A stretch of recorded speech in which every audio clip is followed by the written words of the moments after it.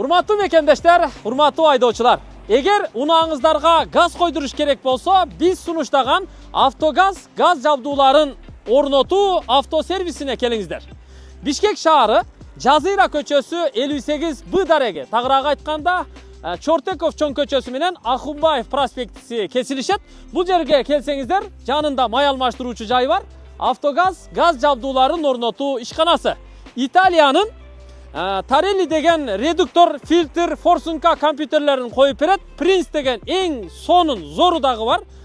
Каалаган унааңыздарды алып келиңиздер. Ушул жерде команда эң жакшы кылып сапаттуу коюп бермекчи. Кызматыңыздарда. Рахмат, кийинки сөз Айдарова Айгүл Абдисаламовнада. Рахмат, Жамила Кубанышбековна. Саламатсыздарбы? Жакшы мыйзам, колдошубуз керек баарыбыз.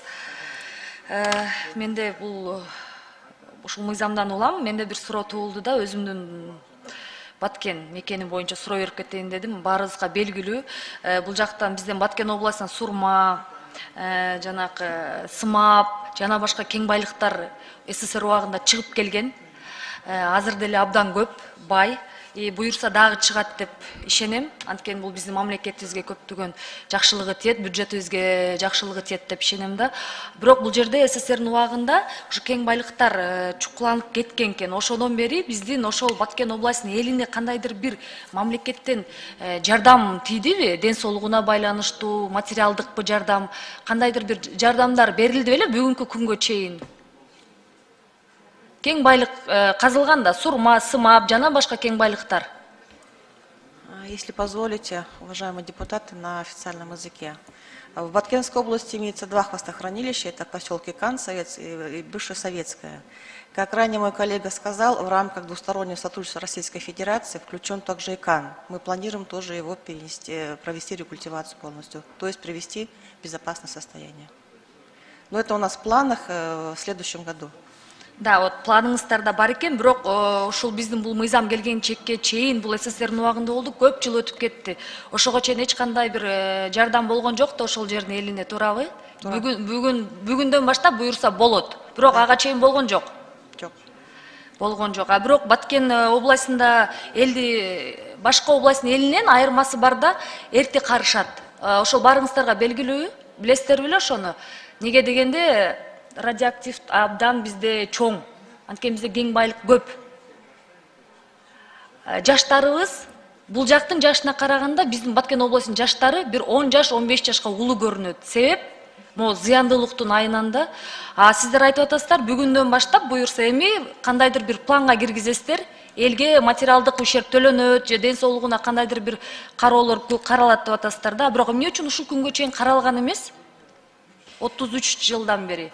Дело в том, что мы постоянно проводили за этим объектом мониторинг, проводили аварийно-восстановительные работы. Но для того, чтобы привести в безопасное состояние, необходимо очень большое финансирование. Мы уже несколько лет поднимали вопрос по привлечению донорских грантовых средств. К сожалению, с бюджета очень тяжело, сложно. Поэтому проведена была большая работа. 2 года мы проводили с Российской Федерацией. Вот сейчас, в прошлом году, они распоряжением полностью с бюджета Российской Федерации выделяют финансирование. И мы планируем приступить. В прошлом году мы уже приступили к разработке проектно-сметной документации. Сейчас планируем проводить госэкспертизу документов. Как только эта вся процедура будет проведена, мы планируем приступить уже к практическим работам на этих объектах. Сизде бирөө маселе көтөрбөптүр да, мындайча айткандачы, чын айтканда.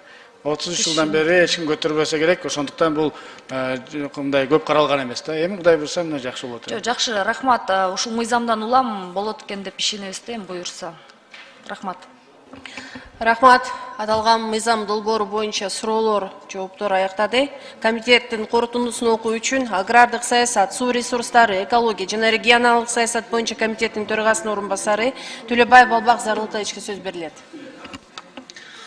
Урматтуу төрайым, урматтуу депутаттар, Кыргыз Республикасынын Жогорку Кеңешинин депутаттары Маматалиев, Козуев, Примов, Талиева, Айдарбеков тарабынан демилгеленген Кыргыз Республикасынын калкынын радиациялык коопсуздугу жөнүндө Кыргыз Республикасынын мыйзамына өзгөртүүлөрдү киргизүү тууралуу Кыргыз Республикасынын мыйзамынын долбоору 1-окууда жактырылсын жана Кыргыз Республикасынын Жогорку Кеңешинин кароосуна киргизилсин. колдоп берип коюңуздарды өтүнөбүз. Рахмат. Аппарат кошумча каттоону ачыңыздар. Каттоодон 85 депутат өттү. Урматтуу депутаттар, мыйзам долбоорун биринчи окууда добушка коем, добуш бериңиздер.